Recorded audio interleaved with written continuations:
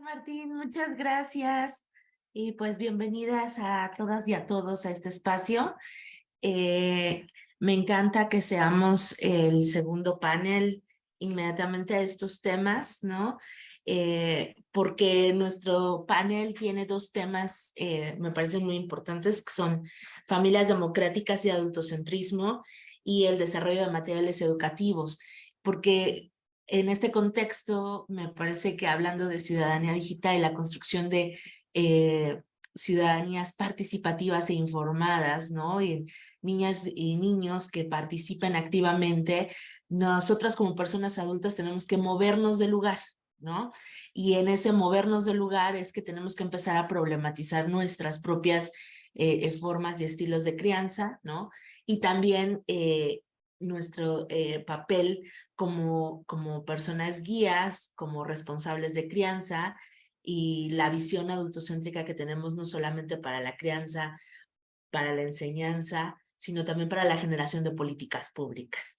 Entonces, bueno, para este segundo panel quiero invitar a Nora Schulman de Casacdín, de Argentina, a Monse Gómez de Asociación Navarra Nuevo Futuro y Dínamo. Hola, Monse. Y hola, Norita. Y a Virginia Murillo, que ya estaba con nosotros, de DNI Costa Rica. Un poco les explico la dinámica del panel. Van a tener aproximadamente 10 minutos en una primera ronda para exponer su tema. Primeramente presentarse un poco ustedes y después exponer. A todas las personas que nos siguen desde en la sala Zoom o desde la transmisión de Facebook, les invitamos a comentar y a interactuar, ¿no? Ya sea por Facebook o en el chat de, aquí, y a compartir la transmisión con el hashtag derecho a participar y el hashtag CCIEP. Ahorita las pondremos en los chats para que puedan compartir con este hashtag y por supuesto seguir y darle like a las plataformas de Olin TV y de Tejiendo Redes. Entonces, iniciamos con esta primera exposición de Nora Schulman, que se llama Superando el adultocentrismo. Adelante, Nora, gracias. ¿Qué tal? Buenos días a todas y a todos. Acá es mediodía ya en Argentina. Los saludo y el agradecimiento por haberme convocado a estar acá. Bueno, es cortito y es difícil de exponer en tan poco tiempo, pero bueno, vamos a tratar. Voy a empezar por el tema del adultocentrismo, ¿no? Pensando muchas cosas y leyendo bastante, no hay mucho material sobre esto, porque muchas cosas se dan por sobreentendidas, pero yo tengo una gran amiga con la cual trabajé con ella en la universidad, que tomó un enfoque diferente del tema de la relación entre los adultos y los niños, niñas y adolescentes. Y ella habló de un término que se llama ceremonias mínimas, y es Mercedes Minicelli, y lo toma como un denominador común de la relación entre los adultos y cómo los adultos establecemos las condiciones para comunicarnos con los niños, niñas y adolescentes. Es decir, como que las viejas prácticas y los viejos estereotipos, yo diría, que teníamos para comunicarnos con los chicos, desde tanto del ámbito familiar, escolar, desde los distintos ámbitos, en estas relaciones de poder, ¿no? Donde el adulto tiene el poder, el maestro, la mamá, el papá, tienen un poder determinado sobre los niños, basado históricamente en temas que vienen de las familias anteriores, ¿no? Donde el modelo de familia era los chicos no hablan en la mesa, los chicos no pueden levantarse y de la mesa cuando no les permiten, en el colegio, en mi época, y hace mucho, nadie le decía seño, sino que la decía señora, y por el nombre el nombre y apellido de las maestras y de los maestros. Entonces era como una cosa tan formal donde los adultos efectivamente tenían el poder. Entonces Mercedes lo que fue estudiando cómo ir recuperando los marcos de protagonismo, es decir, tanto de los niños, niñas y adolescentes como de los adultos para comunicarnos con ellos, ¿no? Y ella habla de que, especialmente en algunos entornos que son más turbulentos que otros, y muchas veces la familia es un entorno bastante difícil de mantener las relaciones sin que haya asimetrías de poder, ¿no? Entonces, mantener relaciones que tengan, digamos, contacto con entre ellos, pero que no se manifieste el poder de los adultos sobre los otros. Entonces, esto tiene que ver fundamentalmente con los cambios en los discursos y en las prácticas. Es decir, no podemos tener un discurso diferente del que practicamos. Uno puede tener un discurso democrático en términos de cómo desarrollar las cosas dentro de la familia, de la escuela, de distintos lugares, y en la práctica ejercer el poder de otra manera. Entonces, la idea es empezar a pensar cómo conciliamos este discurso y práctica adulto con las nuevas categorías de niños, niñas y adolescentes que tenemos. Son diferentes, los chicos son diferentes, hacen cosas diferentes, nos superan en montones de cuestiones que tienen que ver con el panel anterior, con la ciudadanía digital, saben mucho más que nosotros del manejo de las máquinas, de los teléfonos, y eso también tiene que ser un aprendizaje desde el lado de los adultos, un aprendizaje y un reconocimiento de que ellos saben muchas cosas, saben algunas cosas más que nosotras, y nosotros, y tienen que tener de alguna manera esta posibilidad de enseñanza-aprendizaje, ¿no? Donde un adulto le enseña a los chicos determinadas formas de manifestarse y de comunicarse, y nosotros también aprendemos en este proceso de enseñanza-aprendizaje de qué manera nos vamos a comunicar con los chicos. Y esto, vuelvo a decir que tiene que ver con el poder, ¿no? Tiene que ver con esto de las ceremonias mínimas, con estos detalles mínimos que se trabajan concretamente en el decir diario, ¿no? En lo cotidiano. Entonces, por ejemplo, ella habla de un tema de amotinamiento de los bebés, y una cosa muy simpática, pero que en un lugar donde había muchos bebés, en un determinado momento que estaban cambiando a otros, todos los bebés empezaron a hacer sonar los sonajeros. Y entonces, de cómo se decodifican esas cuestiones, y esto eran bebés, después vienen en la autonomía progresiva que van adquiriendo los chicos, vienen, ya se complejizan las relaciones. Pero esto era muy interesante porque una observación hecha en un lugar donde había un montón de bebés que se manifestaban de determinada manera, esta ceremonia mínima consiste en entender qué nos quieren decir, con otras palabras, en sus términos, que muchas veces no los entendemos, y entonces nos enojamos porque no entendemos los términos de ellos, y también esta cosa de lo cotidiano, del decir, ¿no? De las palabras, de poder posicionarse y establecer lazos de otra manera con los adolescentes. Me parece que estuvimos muchos años envueltos en esta cosa de los adultos como esta sensación de poder, y entonces el poder y la sabiduría y el conocimiento estaba del lado de los adultos. Y los niños aprendían, a veces bien, a veces mal, a veces de las maneras peores, cuando se aplicaba la violencia para los colegios, por ejemplo, o mismo en el ámbito hogareño, se aplicaba situaciones de violencia. Hay un viejo dicho que al menos en la Argentina dice que la letra con sangre entra, ¿no? Y entonces eso permitía, digamos, malos tratos, permitía estos abusos de poder, ponerlos en los rincones del colegio y hacerlos esperar horas en los rincones de los colegios, si no haces los deberes te mando a la dirección, digo, todas estas cuestiones de asimetrías de poder, donde obviamente el adulto era el que tenía el poder máximo, hasta llegar a veces a la adolescencia, donde había una reacción lógica de rebeldía de empezar a tomar otras normas. Entonces yo creo que el planteo tiene que ser empezar desde los chicos más chiquitos, ¿no? A tener otra forma de comunicación, a tener esta posibilidad de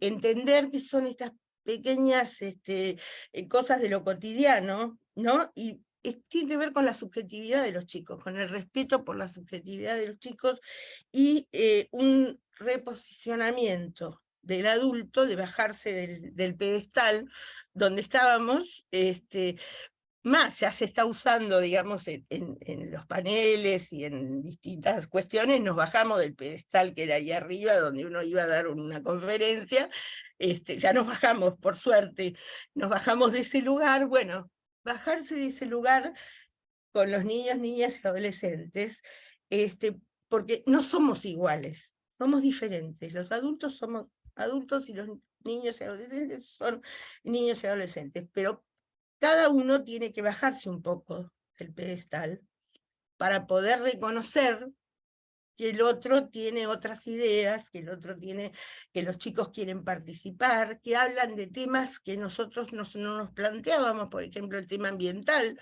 es un tema sumamente importante para ellos, donde yo, por ejemplo, me reconozco no tener un conocimiento. Sin embargo, en mi institución hemos creado un departamento ambiental para trabajar con niños, niñas y adolescentes, porque ese es el interés de ellos. Donde vamos y donde hay grupos de niños y adolescentes, enseguida plantean el tema de la participación y el tema ambiental. Y me parece que en ese sentido es producir este efecto en la subjetividad y poder tener este diálogo más sincero, más comunicativo, más no de cuestiones donde aquí mando yo, sino ponernos realmente en esta situación de entender determinadas cuestiones, ¿no? Y bajar también esa sensación que tenemos muchas veces los adultos de impotencia y de incapacidad, ¿no? Frente a la complejidad de lo que nos plantean los chicos actuales. Entonces, ante ese lugar, bueno, bajar un poco no sé si son deseos, no hablaría de deseos, pero estos temas de comunicación, ¿no? Y de cómo nos podemos acercar también para restituir derechos, pero en un marco de dignidad y de respeto por el otro, porque la única manera de establecer lazos sociales es esto, es bajarnos del pedestal, como digo yo, y tener esta posibilidad de diálogo franco con los chicos y las chicas. Y eso se consigue con mucho esfuerzo de los adultos. Entonces, para terminar, yo digo, bajémonos del pedestal y entendamos estas ceremonias mínimas que los chicos a través de sus actos y de sus dichos, nos están diciendo cosas diferentes, y poder aprenderlas y poder devolvérselas de la misma manera. Muchas gracias. Nora, muchas gracias. Como siempre, es un placer escucharte y efectivamente, ¿no? Bajarnos del pedestal y me encanta la invitación a poder escucharnos. No nada más escucharles a niñas, niños y adolescencias, sino escucharnos también entre nosotras y nosotros porque aprendemos, ¿no? Aprendemos otras formas de mirar y otras formas de actuar. Y en ese sentido, me encanta que el siguiente tema sea familias en democracia, porque eso es, ¿no? Cuando hablamos de democracia no son elecciones, ¿no? Es un ejercicio vivencial y pues qué mejor que Monse de la Asociación Navarra Nuevo Futuro nos pueda platicar. Adelante, Monse, muchas gracias y buenas tardes para ti. Buenas tardes, muchísimas gracias, Isabel. Muy buenas tardes y muy buenos días para vosotros, para todos y para todas. Antes de presentarme y saludar, quiero felicitar a las panelistas y panelistas que han intervenido previamente y especialmente a mis compañeras o copanelistas, a Nora y a Virginia. Nora, me ha encantado todo lo que has dicho. Muchas gracias. Gracias. Bueno, yo me presento, soy Montse Gómez, como habéis comentado, y soy educadora, he sido educadora y ahora soy técnica de proyectos de cooperación de Asociación Navarra Nuevo Futuro, que es parte de Dinamo Internacional y de Dinámica en España. Somos una ONG que nos dedicamos a la protección y a los derechos de la infancia desde 1971. Y esta tarea la realizamos a través de tres grandes áreas, ¿no? El acogimiento residencial con chicos y chicas en concierto con Gobierno de Navarra, tenemos más de 100 plazas de hogares distribuidas en diferentes hogares. También trabajamos en cooperación internacional, donde buscamos que los niños, niñas y adolescentes y sus familias puedan conocer y ejercer sus derechos.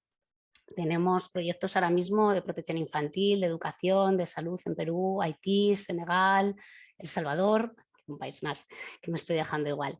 Y por último, trabajamos también proyectos socioeducativos y un laboratorio de innovación, desarrollando metodologías para promover el enfoque de derechos en el trabajo socioeducativo con la infancia y la juventud, y también a través de la pedagogía intensiva, la educación de calle, la educación para el desarrollo, la activación juvenil. Promovemos iniciativas tanto directamente con los jóvenes como a través de intercambios con profesionales a nivel local e internacional, como en el desarrollo de investigaciones, ¿no? Yo voy a tratar de ser muy breve porque creo que además este tema y esta discusión es mucho más interesante en el debate, y creo que tenemos más preguntas casi que respuestas, ¿no? Entonces creo que nos podéis aportar más de lo que quizás podemos aportar. El tema que queremos poner sobre la mesa es la participación en el hogar de los niños y niñas y el trabajo con las familias para que esta participación sea sustantiva, ¿no? ¿Qué es lo que tenemos que hacer un poco, ¿no? O por dónde vamos. Yo uso la palabra sustantiva, ¿vale? Que es protagónica, real, ¿no? Porque me gusta, porque es una palabra que viene del feminismo, ¿no? Se lo he cogido un poquito a las compañeras feministas. Creo que es muy significativa porque habla de lo que es real, de nuestras leyes que reflejan que somos iguales hombres y mujeres, pero nuestro día a día nos dice que no es así, ¿no? Que esta no es la realidad. Yo creo que lo mismo pasa con la infancia, ¿no? Todos, casi nadie ahora mismo niega la importancia de la participación de los niños en el hogar, ¿no? O sea, no hay nadie que te diga que no tienen que participar en la casa o yo creo que hay un consenso ya de que la participación es un derecho, de que además los niños y las niñas lo saben, está incluido en la Convención de los Derechos, incluso en nuestro contexto sabemos que es un principio rector de la Convención y es un imperativo legal de los estados, ¿no? Yo creo que esto ya está básicamente aceptado, aunque no siempre, y más en este momento, ¿no? En el que estamos viviendo también unos movimientos tanto en América Latina como en Europa antiderechos, digamos, ¿no? O de negar estos derechos, que es algo que no sé, que desde las instituciones vivimos de forma muy difícil, ¿no? Que estos discursos tengan tanta potencia ahora mismo, ¿no? O tanta cabida. Pero bueno, volviendo al tema sustantivo, yo creo que la pregunta es si se concibe la participación en derechos a ser escuchados de los niños, niñas y adolescentes en las familias y en la sociedad como un derecho imprescindible, ¿no? Y si somos conscientes de la importancia real que tiene, ¿no?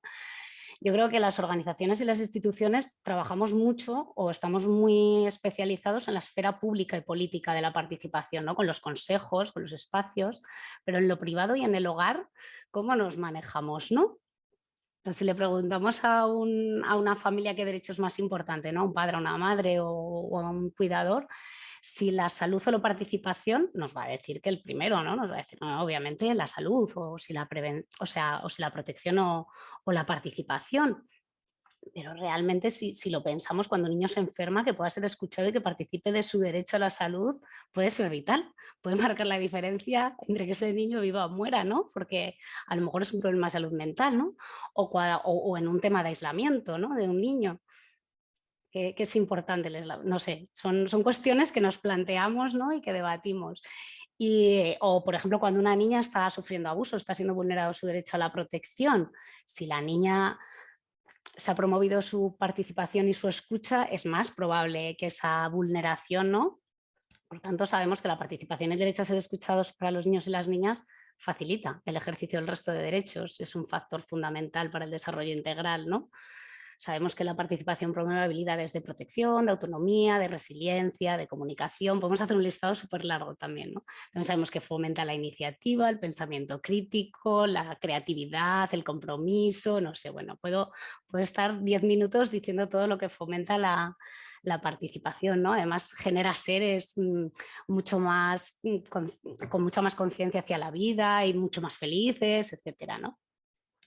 Escucharnos y tomar decisiones entre todos y todas yo creo que ayuda a crear mejores vínculos y relaciones en las familias y en la sociedad, y es precisamente la escucha, ¿no? Que también mencionaba Nora, ¿no?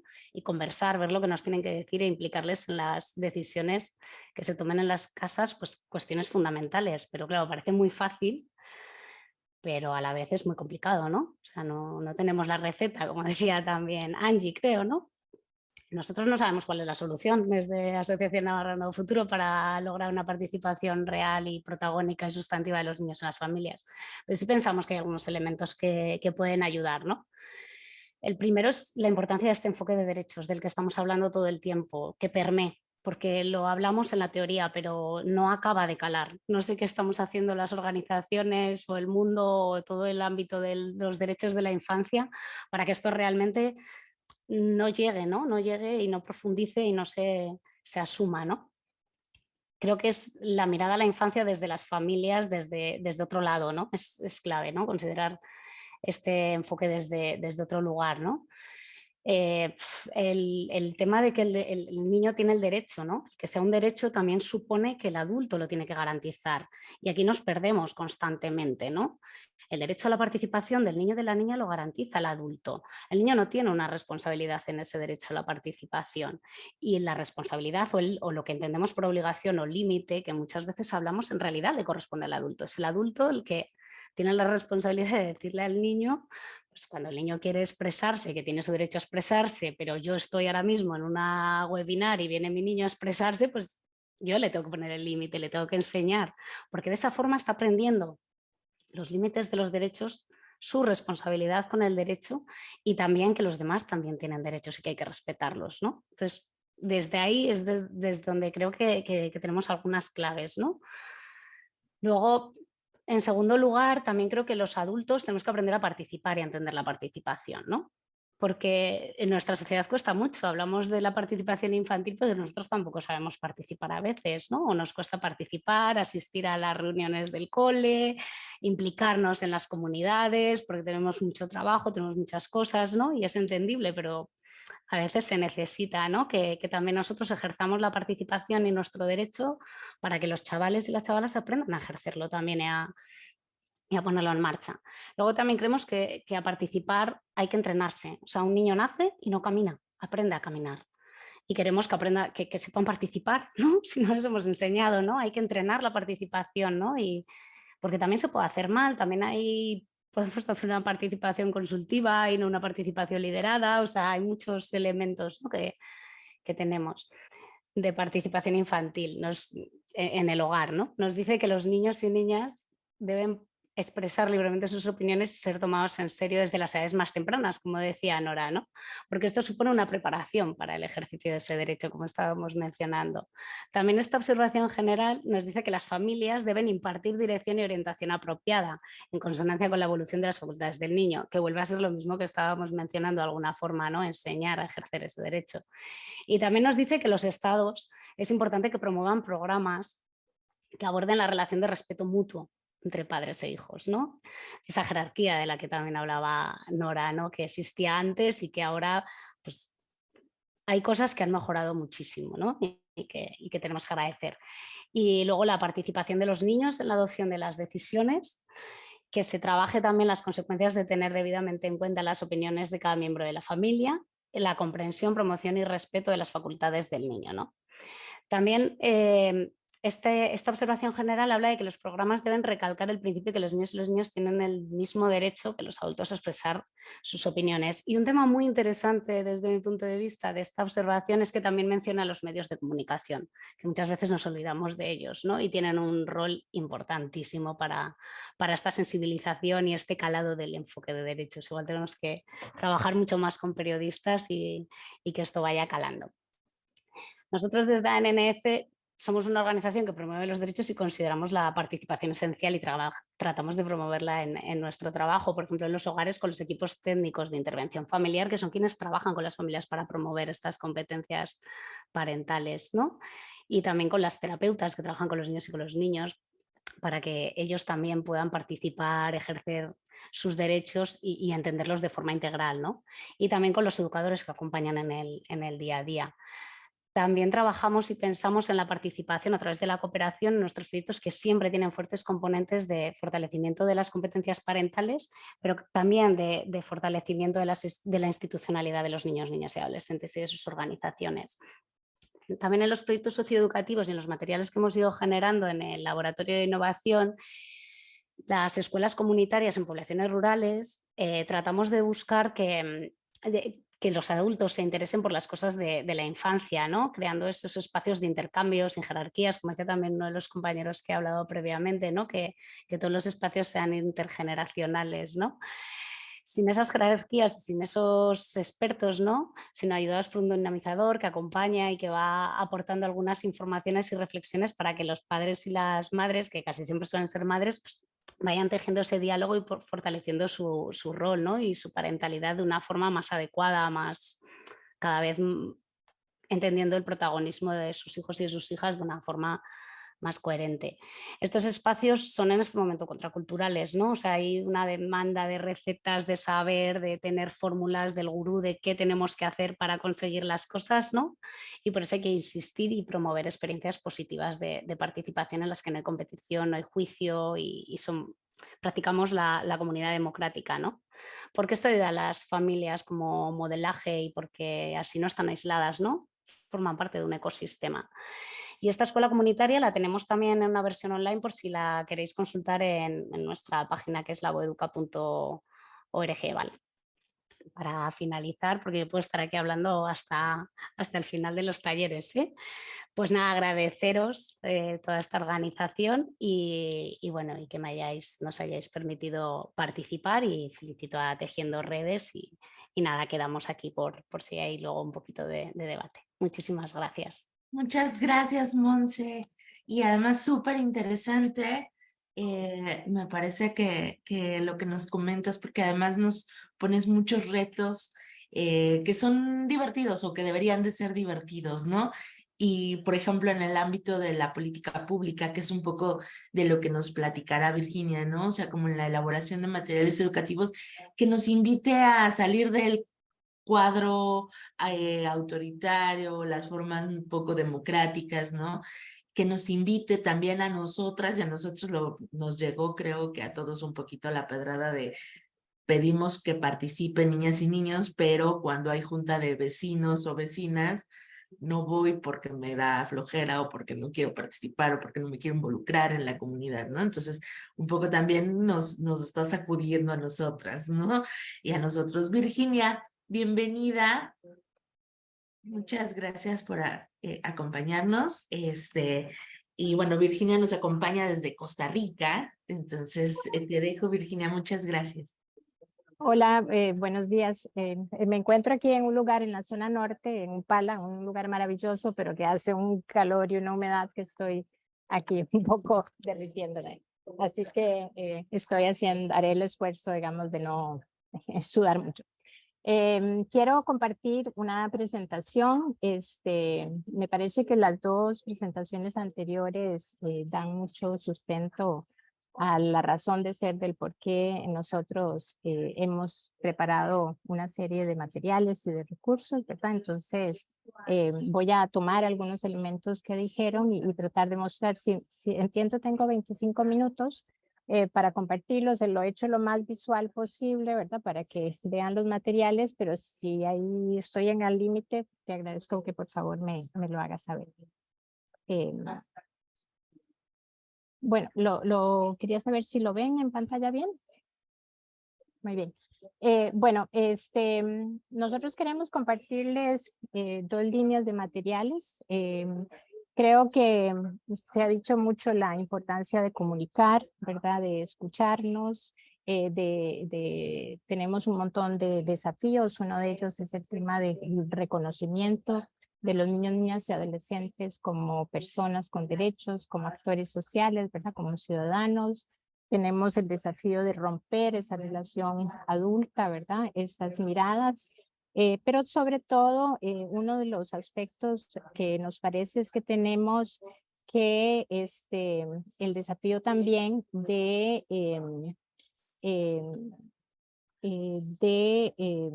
pensar en las organizaciones que trabajan con los niños, niñas y adolescentes en cómo superar el discurso, ¿verdad? Las instituciones, los políticos, ¿verdad? Creo que hay mucho sobre la mesa, hay mucho hecho, pero en la práctica hay enormes desafíos, como decía la compañera al final. Vamos, hay muchas formas de hacer la participación y en esas formas de hacer la participación vemos algunas preocupaciones, ¿verdad? Entonces hemos querido plantear una herramienta que posibilite tener recursos a quienes quieren ahondarse en el tema de la participación y poner el tema de los derechos humanos en el centro. Y obviamente a los niños, niñas y adolescentes. El otro y esto se hace a partir de el trabajo directo, pero también a partir de todo un largo proceso de investigación, acción y de unos diálogos de saberes sobre intergeneracional que hicimos sobre los derechos de participación y que arrojó insumos importantísimos y necesarios, vamos, para poder hacer este material. Y el otro elemento es que hay muchos materiales, pero es al revés, ¿no? Es cómo incorporamos en todo el proceso de elaboración de los materiales a los niños, niñas y adolescentes, pero cómo nosotros como adultos incorporamos los elementos en los materiales que los niños, niñas y adolescentes nos han dicho, ¿verdad? Y cómo también los validamos antes de que sean publicados. Esto sobre todo, y también a los autores locales, ¿verdad? Porque hay unos que están hechos para ellos. Y también entonces cómo con eso garantizamos que los materiales vayan a tener una mejor escucha y una mejor utilización, ¿verdad? En ese sentido, pues, entonces, como dije, tenemos recursos para las personas, adultos y entidades, academia y todos aquellos que quieran utilizarlo como una guía orientadora y esos recursos para las personas menores de edad y actores comunitarios productos de ese proceso participativo. Uno de los aspectos, y aquí he ido sacando imágenes que son parte de estos recursos, es que planteamos un modelo DRE, sobre todo que es el que queremos trabajar, digamos, en todo el proceso de formación y de trabajo y de investigación y de evidencia que hemos estado haciendo. Hemos encontrado que hay una diversidad. Bueno, primero no hay un modelo de participación uniforme, digamos, eso puede ser comprensible porque además la participación tiene que contemplar la diversidad de los contextos de realidad de las personas menores de edad, no toda la participación se ejerce de la misma manera. Sin embargo, hemos visto que las instituciones no solo no tienen un posicionamiento con respecto al tema de la participación, pero tampoco dentro de mismas organizaciones hemos evidenciado que las personas que trabajan tienen miradas diferentes, como la institución y las personas. Entonces proponemos, dentro de ese modelo DRE, lo llamamos así, es que se defina ese modelo de participación y que se tenga un posicionamiento frente a eso. Esto obviamente estamos hablando desde el mundo adulto, ¿verdad? Y institucional. Luego, efectivamente, hay que romper esas barreras que fomentan el adultocentrismo, ¿verdad? Esa mirada adulta, esa mirada vertical, esa mirada de no reconocimiento que tanto tensiona, digamos, la posibilidad de desarrollar esos procesos de participación real. Y lo otro, bueno, es que se establezca una ruta de trabajo, porque la transformación de prácticas, de miradas institucionales, de procedimientos y de respuestas no se hace de la noche en la mañana. Se tiene que hacer una ruta y bueno, un ejemplo puede ser que internamente de una institución se cree una política, se cree una comisión, se cree algo que verifique, ¿verdad? Indicadores que puedan ir verificando que la participación realmente se está haciendo de la mejor manera y después ahí se pueden, y además que se puede hacer también esa verificación con las mismas personas menores de edad. Entonces nosotros hemos hecho y estamos ya en un avance de cuadernillos, ¿verdad? Estos son 6 que presentamos ahora, ¿verdad? Son cuadernillos sobre los derechos de participación y en donde se plantean 6 cuadernillos. Estamos ya trabajando en el 7º y en el 8º, ¿verdad? Que en esa línea también de generar herramientas. Uno es partir desde los derechos humanos, que para nosotros IDNI, que es una organización de derechos humanos y que promueve el desarrollo humano, pues es central, ese punto de partida. Luego está la participación de diferentes posibilidades y realidades, esa diversidad que hablaba previamente, el derecho a ser escuchado y tomar en cuenta con seriedad, un poco eso tan difícil que nos plantea, como decía la compañera, la observación general 12 y que además nos plantea al principio uno de los 4 principios centrales de la Convención, el artículo 12. Luego está el artículo 4 sobre actoría social, agencia y ciudadanía, sobre protagonismo y liderazgo de organizaciones, y ahí hacemos una reflexión y una propuesta sobre, además, a partir de el trabajo que hemos hecho de ayudar a chicos y chicas de organizaciones a trabajar el artículo 15 sobre la organización de niños digamos, en la figura de redes. Y luego se pone una caja de herramientas de recursos que les pueda servir a las organizaciones. Entonces, en el primero, bueno, obviamente, aquí solo por el tiempo es un extracto de algún elemento, ¿verdad? Y mucho más. Partimos un poco del reconocimiento de que los derechos de participación son derechos civiles y derechos políticos, ¿verdad? Y también esto es muy importante a la hora de elevar, digamos, toda la participación política de los niños, niñas y adolescentes y también la posibilidad de incidir en la exigibilidad de que esos derechos sean garantizados, pero también puedan ser exigidos y también puedan ser ejecutados, ¿verdad? Entonces ahí se trabaja un poco para ubicar los derechos de participación también en el marco de los sistemas, ¿verdad? Y entonces dentro del marco de los sistemas podemos también promover estos 3 elementos que acabo de mencionar, la garantía, la exigibilidad y el ejercicio. Luego tenemos el segundo, ¿verdad? Que tiene que ver con ejerciendo la participación de diferentes posibilidades.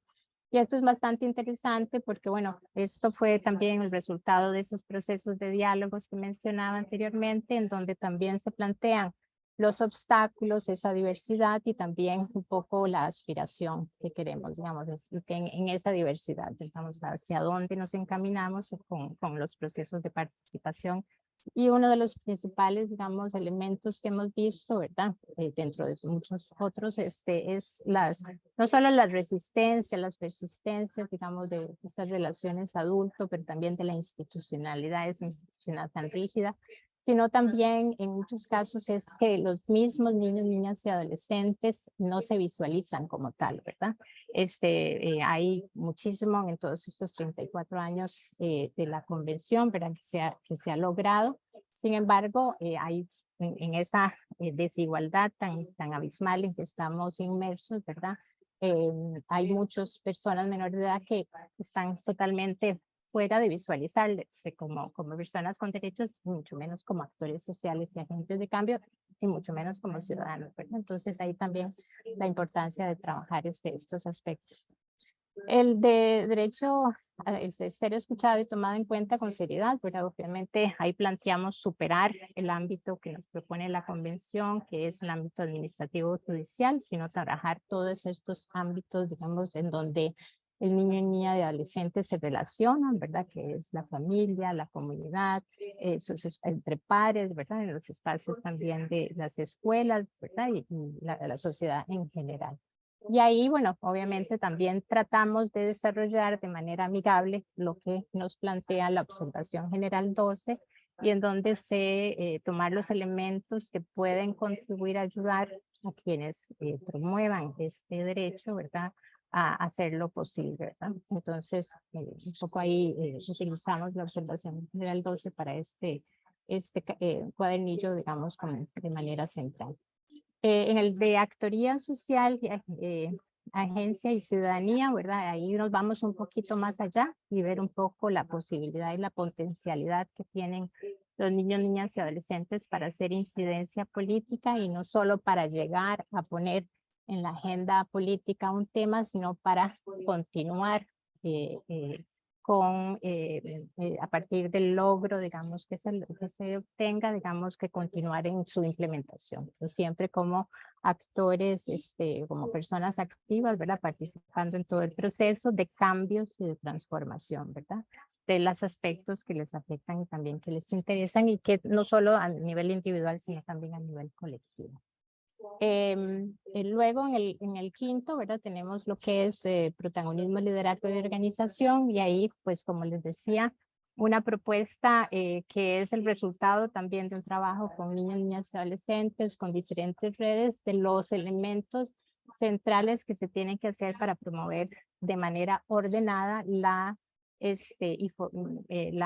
organización de niños, niñas y adolescentes. Entonces, que no es un tema simplemente menor, ¿verdad? Que requiere también una planificación y una mínima claridad, sobre todo para que posteriormente puedan los niños, niñas y adolescentes liderar este espacio de manera más autónoma, y no con una relación de dependencia por parte de los adultos. Tenemos la caja de herramientas, ¿verdad? Y ahí hay diversidad de recursos, ¿verdad? Desde el uso dinámico de la palabra, cómo puede además potenciarse y trabajarse, ¿verdad? También desde algunos ejercicios para trabajar todo el tema de la escucha activa en la familia, de algunas matrices, digamos, de verificación o indicadores que pueden servirnos para estar monitoreando en las instituciones si lo estamos haciendo bien o no. Y eso también, bueno, una adaptación de la pues, conocida escalera de Hart, en el sentido, digamos, de que también las personas puedan tener claridad en los niveles en donde han llegado en sus trabajos. Y también tiene otros recursos como las formas de participación, como ámbitos de participación y otros, ¿verdad? Y después hay una serie de anexos que parte de un análisis que hicimos en Costa Rica con respecto a cómo a lo largo de los 34 años de la convención ha ido evolucionando este reconocimiento de los niños como actores sociales, ¿verdad? Y como más, no solo sujetos de derechos, porque ya está en la norma, pero mucho más allá, ¿verdad? Y cómo se ha ido integrando. Entonces, y aquí es un poco el resultado, digamos, de ese análisis en donde se visualizan los avances, pero también los desafíos encontrados. Ahora, con respecto a los otros materiales que tienen que ver ya más con ese proceso participativo para poder llegar a producir un producto y cómo ese producto realmente tiene impacto y responde a todos los elementos que en ese proceso participativo nos indicaron, y que eso yo creo que tiene mucho que ver con los procesos de tomar en cuenta las opiniones con seriedad, que es decir, cómo plasmamos todo eso que nos dijeron, ¿verdad? Y cómo lo validamos con ellos para que se sientan satisfechos de que realmente está. Y el otro elemento también interesante, que es que cómo este material también llega de manera impactante o es accesible para poblaciones que también tienen algún tipo de discapacidad. Entonces, todos estos recursos se hicieron también en audiolibros con expertos de cuentacuentos, ¿verdad? También que pudieron, dos personas no videntes o personas analfabetas o personas que no tienen acceso a las publicaciones pueden también escuchar los audiolibros y pueden también enterarse de lo que está sucediendo, ¿verdad? Entonces, ese elemento de inclusión también en esos procesos de participación ha sido, digamos, importante. Entonces, aquí, no sé cuánto me queda en tiempo, pero creo que como 5 minutos, ¿verdad? Más o menos. Aquí, contarles rápidamente el proceso, ¿verdad? El proceso constó de consultas comunitarias, de sistematizar la información y analizarla, desarrollar los contenidos, de validar los diseños y el contenido y de hacer los ajustes para la publicación y la presentación. Y posteriormente, bueno, vino ya la implementación, que aquí no está contemplado, pero fue parte de otras etapas, digamos, que hemos hecho de implementar y de difundir y de trabajar con las poblaciones sobre los materiales que se hicieron con ellos. Entonces, bueno, hubo, en el caso del proceso de elaboración, hubo consultas comunitarias. Esto fue un programa, digamos, en 3 zonas del país, con grupos etarios. Participaron 72 personas participantes y hubo una articulación y movilización y sobre todo implicación de diferentes actores, ¿verdad? Tanto comunitarios como escolares y otros, ¿verdad? Hubo una metodología que fue aplicada porque el cuento se hizo para niños de entre 7 y 9 años, se hizo un cómic que fue para personas adolescentes y se usa un material para actores comunitarios. Esto también es importante tomar en cuenta cómo la participación puede también posibilitar el abordar temas tan complicados como es estos materiales que se hizo, que es el tema de la explotación y el abuso sexual. En este caso era por agentes humanitarios, pero puede ser por cualquier actor o cualquier organización o cualquier persona o institución que trabaja con niños y niñas y adolescentes. Entonces, cómo a través de ese proceso participativo uno puede llegar a simplificar un mensaje que es muy complejo para llegar, ¿verdad? Entonces, aquí utilizamos diferentes estrategias técnicas. En la sistematización, bueno, hubo el análisis cualitativo de las consultas, la identificación de ideas clave, un análisis teórico, la definición de mensajes, ¿verdad? Para luego poder llegar al proceso de validación y de hacerlo de manera comprensible, accesible, ¿verdad? Amigable y sobre todo que pudieran las personas poder entender lo que se estaba plasmando. Entonces, tanto los niños y niñas como las personas adultas, ¿verdad? Y obviamente vino porque los ajustes, ¿verdad? Porque cuando uno a veces plantea una serie de recursos, no necesariamente están completamente correctos, ¿verdad? Entonces vino la incorporación de las recomendaciones que nos hicieron cada una de las personas que participaron en este proceso. Y luego vino la publicación y la difusión, ¿verdad? Entonces, los recursos se encuentran en línea, también hay otros sectores que los han difundido y también se encuentra la información, ¿verdad? De los audiolibros en la página, ¿verdad? Que está en SoundCloud y que pueden también acceder. Si posteriormente, cuando termine la presentación, voy a poner los enlaces para que puedan bajar toda esa información. Algunos elementos claves, ¿verdad? Aquí de Rita y la fiesta de cumpleaños, que fue el cuentacuentos, ¿verdad?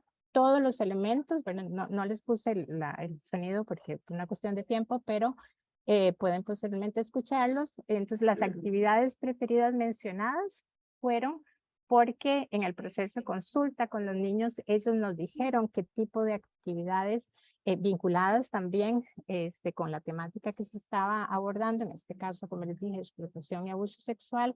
En ese ejercicio nos comentaron, digamos, qué actividades se sentían cómodos, ¿verdad? Y que les gustaría que se vieran reflejadas. Los colores, por ejemplo, el arco iris, que no es un arco iris y al final lo van a ver, con los colores tradicionales, tiene más colores, ¿verdad? Y eso también fueron porque los niños lo dijeron. Los lugares, digamos, preferidos de los actores que se tienen más en confianza, los lugares en donde ellos pueden tener apoyo de la enuncia, la importancia del género, ¿verdad? Y de los roles que tienen los diferentes actores, en particular algunas mujeres en este caso, ¿verdad? Y las niñas y las adolescentes fueron, digamos, destacados porque además fueron elementos mencionados en el proceso de consulta y de trabajo con las personas de mayor edad. En el caso de,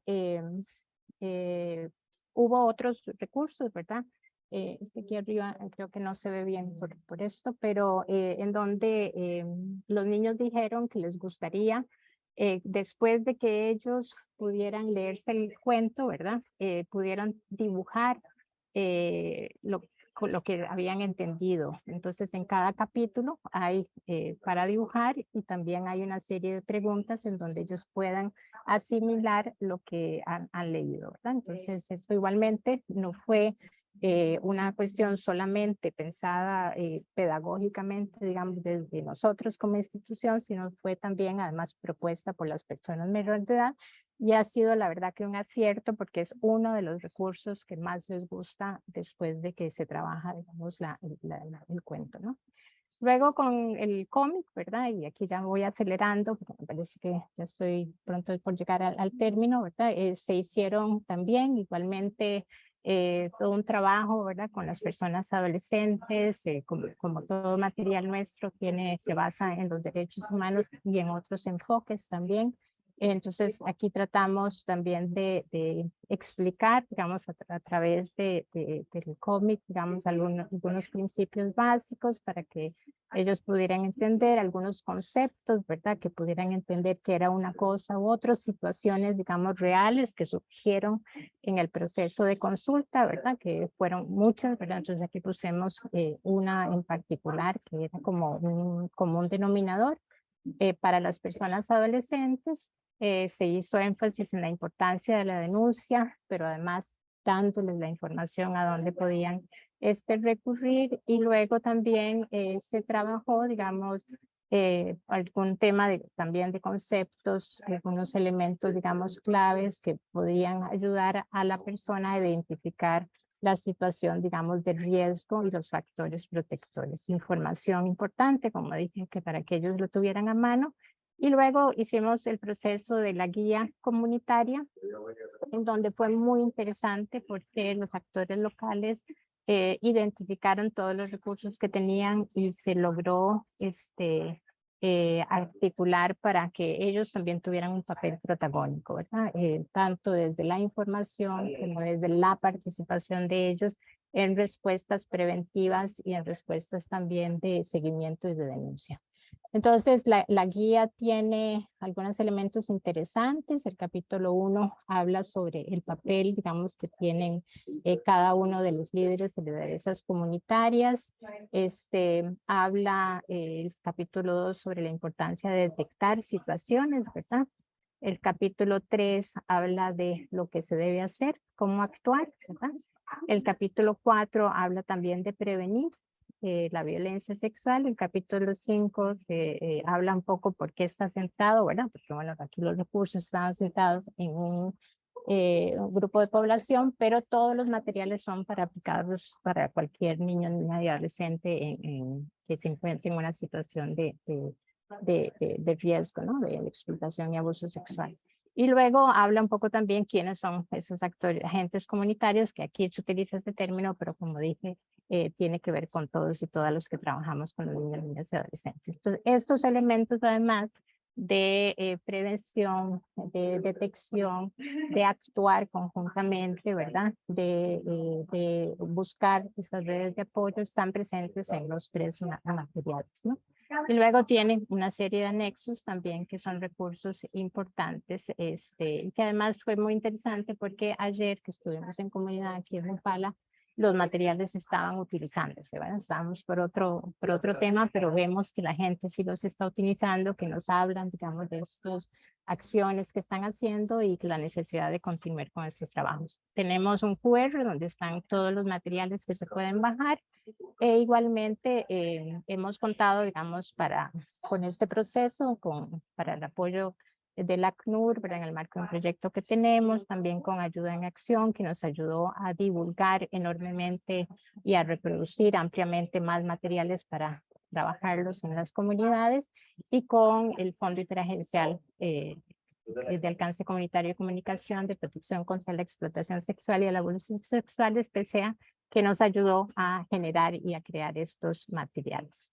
Bueno, eso sería, aquí tienen el arco iris, que es parte de la propuesta que pidieron los niños, que un cuento que aborde este tema tan difícil como es la explotación sexual tenga algunas propuestas esperanzadoras, y en eso ahí salió la propuesta de incorporar un arco iris que les ayudara a ellos también para visualizar una salida a estas situaciones tan difícil como es la violencia sexual. Eso sería, espero haber cumplido con el tiempo y bueno, y espero les guste los materiales. Voy a ponerlos también el link para que puedan bajarlos Y con todo gusto, si alguien quiere, pues, físicos o quiere también coordinar alguna presentación, con mucho gusto lo podemos hacer. Muchísimas gracias. Oh, Virginia, muchas gracias a ti por esta exposición. Ya respira, porque es demasiada información y pareciera que no, pero tenemos poco tiempo, la jornada es muy larga. Creo que quedan a todas y a todos nos revolucionó la cabeza, nos quedan como muchas preguntas. Yo les invitaría a todas y todos a visitar las páginas de nuestras ponentes, de nuestras invitadas, a visitar Casa Green de Argentina, con Nora Schulman, Asociación Navarra Nuevo Futuro de Monse, y por supuesto DNI Costa Rica, que ya nos mencionaba Virginia. Ahí podrán encontrar todos los materiales descargables, ¿no? También les invitamos a entrar al micrositio de Tejiendo Redes sobre el encuentro regional y a visitar Tejiendo Redes en general, a la Alianza MX, ¿no? Para seguir dialogando de esto, ¿no? Y seguir compartiendo saberes. Esto me parece que es un trabajo que vale mucho la pena, Virginia, que podamos seguir compartiendo y que podamos seguir difundiendo. No solamente entre niñas y niños, ¿no? Sino también entre personas responsables tanto de política pública como de crianza, como educativo, ¿no? Sí, Doris, en un momento les proporcionamos todos los links y pues no me queda nada más que agradecer, por supuesto, la invitación, la iniciativa de Tejiendo Redes, ¿no? De seguir uniendo esfuerzos y compartiendo estas experiencias regionales, que es como un poco la finalidad de este día, ¿no? El que podamos dialogar entre la región y compartir estos trabajos, ¿no? Que tenemos como organizaciones. Pues Juan Martín, agradezco muchísimo la invitación de haber podido moderar a estas grandes mujeres con grandes trabajos y pues deseo que tengamos todas una jornada muy satisfactoria.